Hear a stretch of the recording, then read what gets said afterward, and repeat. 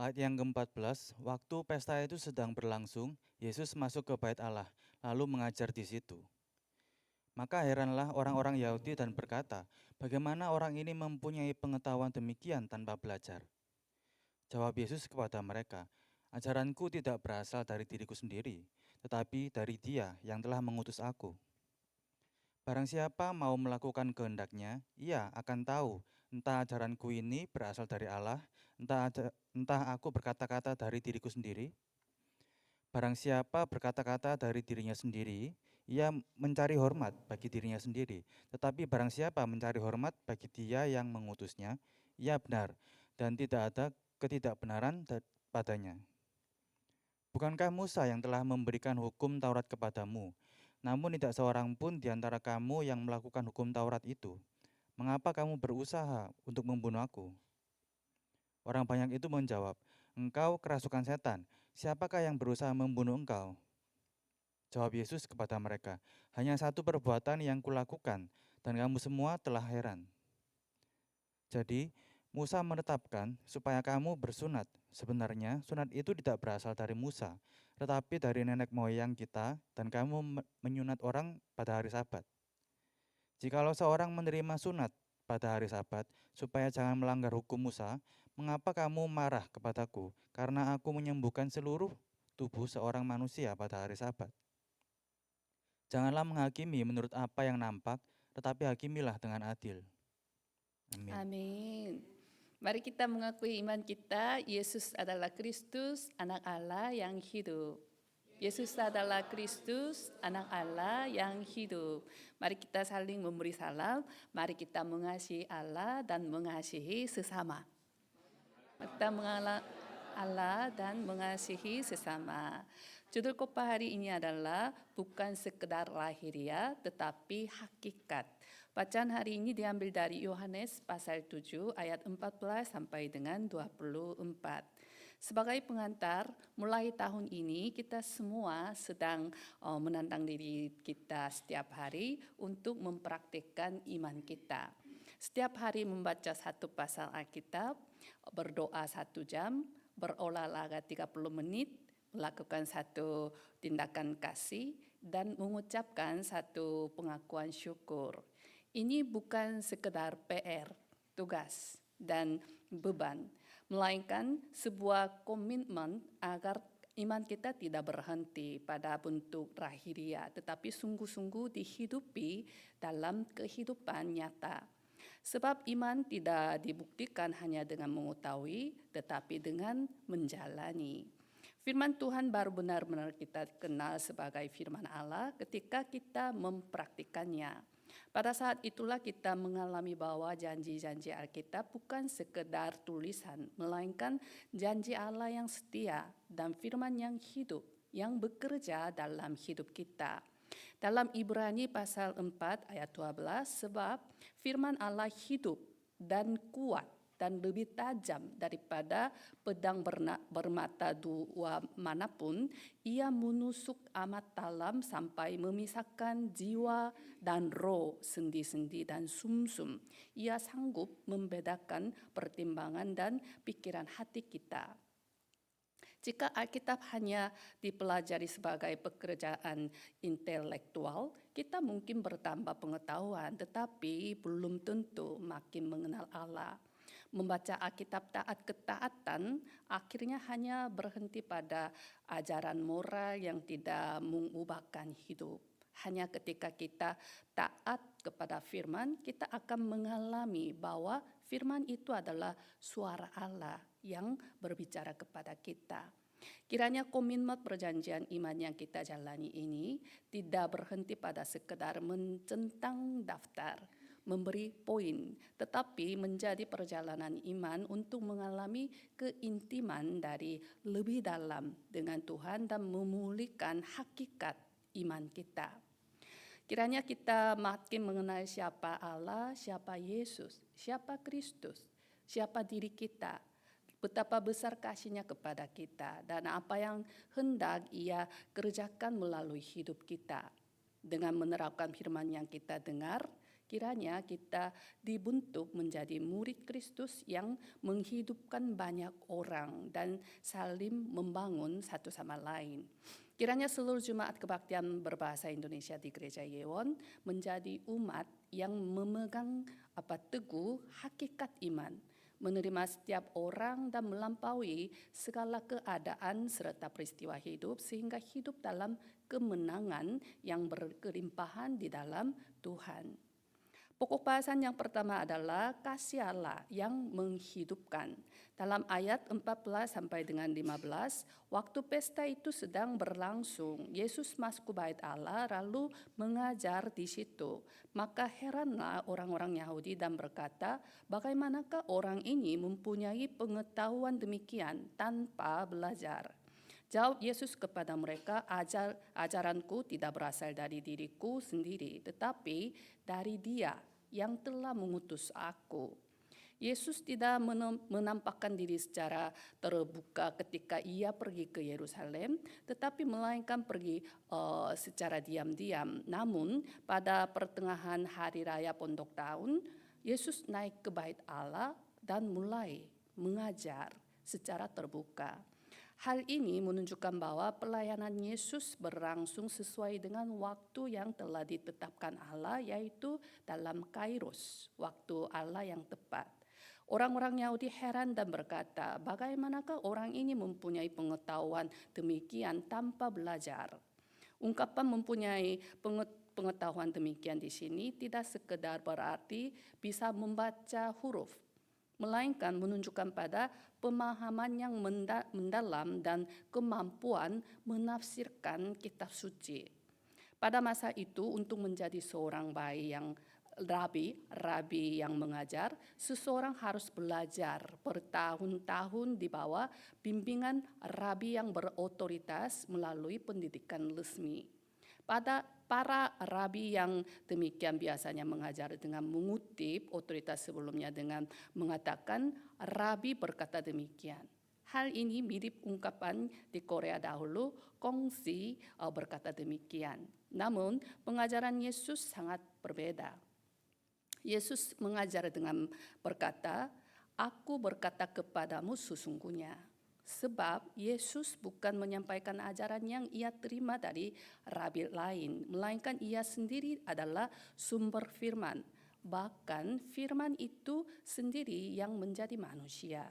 Seperti yang disaksikan dalam Yohanes pasal 1, firman itu telah menjadi manusia dan diam di antara kita. Dialah Yesus Kristus. Karena itu perkataan Yesus memiliki otoritas yang hakiki dan mutlak yang tidak dapat dibandingkan dengan para ahli Taurat yang mendapat pendidik resmi. Dalam Matius pasal 7 ayat 29, sebab ia mengajar mereka sebagai orang yang berkuasa, tidak seperti ahli-ahli Taurat mereka. Bagian ini menyadarkan kita akan satu kebenaran yang sangat penting. Mendapat gelar dari sekolah teologi ternama dan memiliki otoritas rohani sebagai pemberita firman adalah dua hal yang berbeda. Otoritas firman tidak berasal dari gelar atau sistem, melainkan dari Allah sendiri, sumber firman itu. Rasul Paulus juga menegaskan hal ini dalam 1 Korintus pasal 2 ayat 4 dan 5, baik perkataanku maupun pemberitaanku tidak kusampaikan dengan kata-kata hikmat yang meyakinkan, tetapi dengan keyakinan akan kekuatan roh, supaya iman kamu jangan bergantung pada hikmat manusia, tetapi pada kekuatan Allah. Firman ini tidak hanya berlaku bagi para pengkhotbah termasuk saya, tetapi juga bagi setiap orang percaya yang menyampaikan firman ini di wilayah, keluarga, dan tempat kerja. Sebab kehidupan, menyelamatkan dan mengubahkan dan membangun manusia hanya mungkin melalui keyakinan akan kekuatan Roh Kudus dan kekuatan Allah.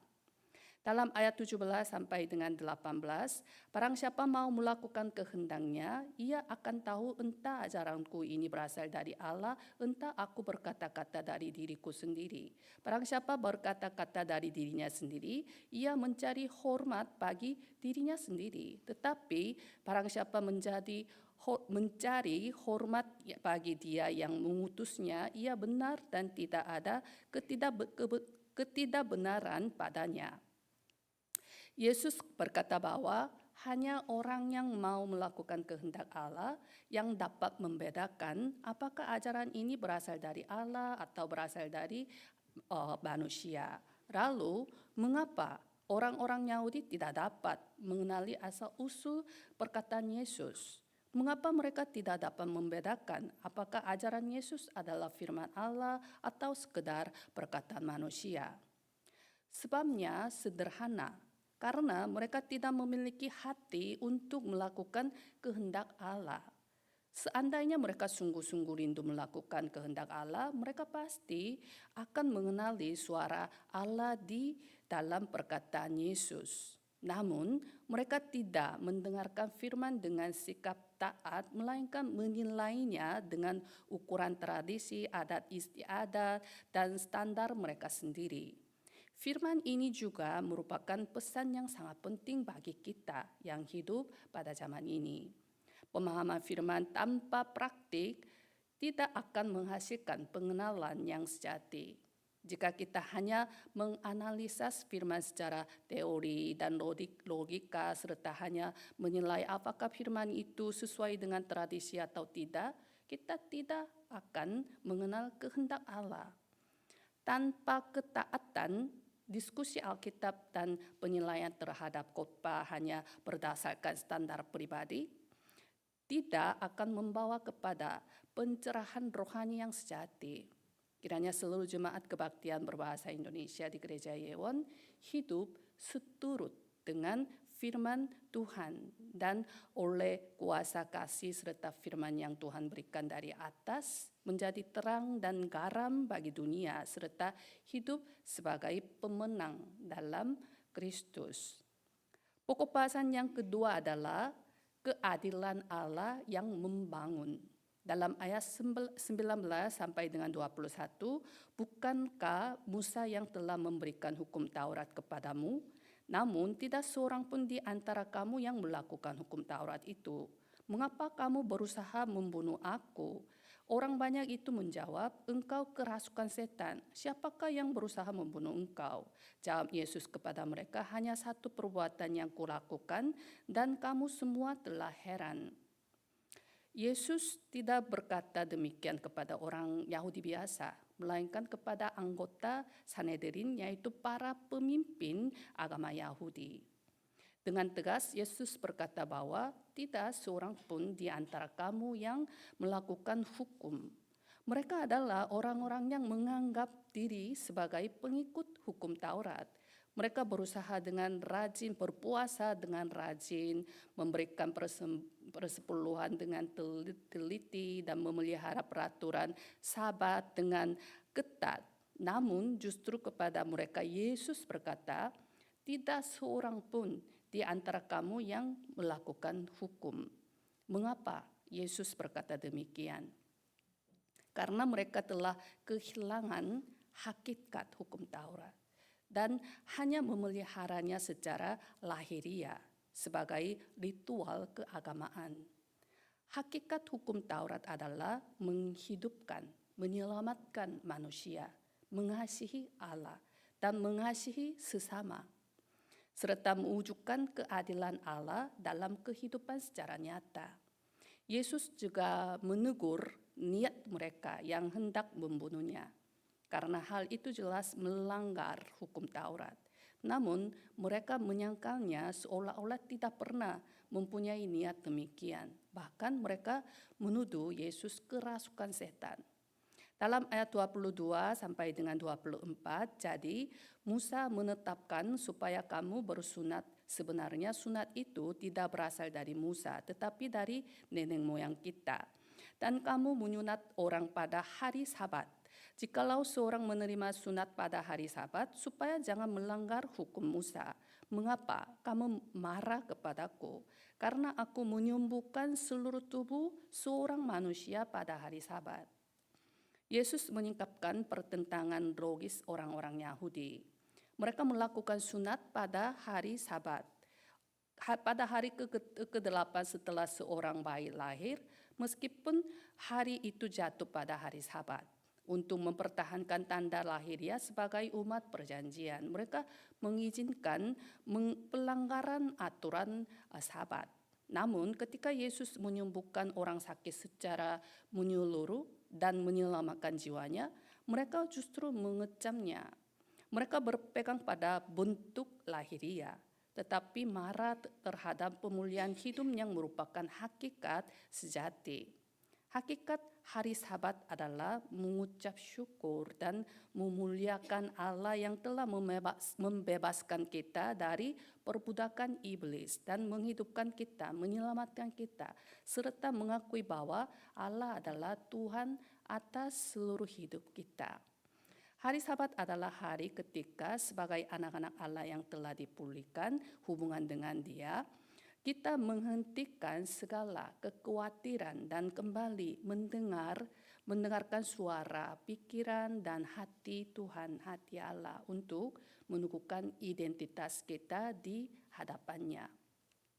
Karena Allah adalah Tuhan kita, kita percaya bahwa Ia memelihara dan melindungi kita, serta menuntun masa depan kita dalam rencananya yang sempurna. Di dalam Dia, kita melepaskan segala beban dan jerih lelah, menikmati kebebasan sejati, berpuas diri dalam kasih karunia yang telah diberikan, dan bersukacita di dalam Allah. Dari sanalah kita memperoleh kekuatan untuk terjun ke dunia dan membawa kehidupan bagi sesama. Oleh sebab itu, hakikat iman sejati adalah bersyukur atas anugerah yang telah menghidupkan kita, dan dengan sukacita memberitakan jalan perjumpaan dengan Allah kepada jiwa-jiwa yang masih tersesat jauh dari Allah. Allah tidak memandang muka manusia. Dalam 1 Samuel pasal 16 ayat 7, manusia melihat apa yang di depan mata, tetapi Tuhan melihat hati. Manusia menilai dari penampilan, tetapi Allah menilai hati. Dalam ayat 24, janganlah menghakimi menurut apa yang nampak, tetapi hakimilah dengan adil. Keadilan dunia menyingkirkan yang lemah dalam persaingan, tetapi keadilan Allah bertujuan memulihkan dan menghidupkan. Yang Allah lihat bukanlah seberapa banyak seseorang memiliki, melainkan apa yang ia hidup dengan rindukan. Apakah ia mencari Allah dengan tulus? Bagaimana sikapnya terhadap dosa? Apakah ia rindu akan kehidupan sejati? Atau apakah ia memiliki hati Kristus? Percaya kepada Allah yang adil berarti belajar memandang manusia dengan sudut pandangnya. Karena itu orang percaya tidak boleh membeda-bedakan sesama, tidak menilai berdasarkan syarat lahiriah, latar belakang, atau kemampuan. Sebab kita semua berdiri hanya oleh kasih karunia Allah, anugerah Allah. Orang yang mengenal keadilan Allah tidak mudah meremehkan atau menghakimi orang lain, melainkan berharap akan karya Allah melalui mereka dan membangun mereka dalam kasih. Kiranya seluruh jemaat kebaktian berbahasa Indonesia di Gereja Yewon, rekan kerja yang mengasihi tanpa membeda-bedakan, membangun, menguatkan, dan menghibur dengan hati Allah, serta menantikan dan mendoakan karya Tuhan melalui sesama. Sebagai kesimpulan, di Korea terdapat ungkapan Sunday Christian. Istilah ini menunjuk kepada orang yang pergi ke gereja pada hari Minggu sebagai rutinitas, tetapi menjalani 6 hari lainnya tidak berbeda dengan orang yang tidak percaya. Mereka secara lahiriah datang beribadah ke gereja, tetapi dalam kehidupan sehari-hari tidak percaya dan tidak menerapkan firman Allah. Di Indonesia pun terdapat ungkapan yang sangat mirip, yaitu Kristen KTP. Jadi di Korea, agama tidak dicantum dalam kartu identitas. Di Indonesia, agama justru dicatat secara resmi dalam KTP. Istilah Kristen KTP menunjuk kepada orang yang secara administratif tercatat sebagai Kristen, tetapi kehidupannya tidak mencerminkan iman kepada Kristus. Adanya ungkapan-ungkapan ini menunjukkan bahwa iman yang berhenti pada bentuk lahiriah, bentuk luar, masih banyak terdapat, baik di Korea maupun di Indonesia. Pada abad ke-19, ketika Indonesia berada di bawah penjajahan Belanda, ada masa ketika menjadi orang Kristen berarti harus memakai pakaian Eropa, menggunakan nama Eropa, dan mengikuti bentuk ibadah Eropa. Namun, pada masa itu seorang penginjil Indonesia berseru kepada percaya kepada Yesus bukan berarti menjadi orang Barat, melainkan menjadi anak-anak Allah. Benar sekali, percaya kepada Yesus bukan sekedar menjadi orang yang rajin ke gereja, melainkan dilahirkan kembali sebagai anak-anak Allah. Status rohani kita dipulihkan dari perbudakan iblis menjadi anak-anak Allah. Manusia batinnya kita diperbarui dari hari ke hari. Dalam 2 Korintus pasal 5 ayat 17, jadi siapa yang ada di dalam Kristus, ia adalah ciptaan baru. Yang lama sudah berlalu, sesungguhnya yang baru sudah datang. Orang yang telah dilahirkan kembali tidak dapat hidup seperti dahulu lagi. Orang yang telah menerima hidup yang baru harus hidup sebagai ciptaan baru. Bukan hanya memiliki bentuk lahiriah agama, tetapi hidup dengan kehidupan Injil, menjalani kehidupan hakikat. Kiranya seluruh jemaat kebaktian berbahasa Indonesia di Gereja Yewon hidup bukan dalam bentuk lahiriah semata, melainkan dalam hakikat iman. Memulihkan hidup dan menghidupkan jiwa-jiwa juga yang belum mengenal Tuhan sebagai orang Kristen yang sejati. Amin. Mari kita berdoa. Bapa yang penuh kasih dan anugerah di dalam segala keadaan dan situasi hidup kami, tolonglah kami agar tidak kehilangan hakikat iman yang menghidupkan. Mampukanlah kami hidup hanya untuk mengikuti kehendak dan rencana-Mu serta memuliakan nama-Mu.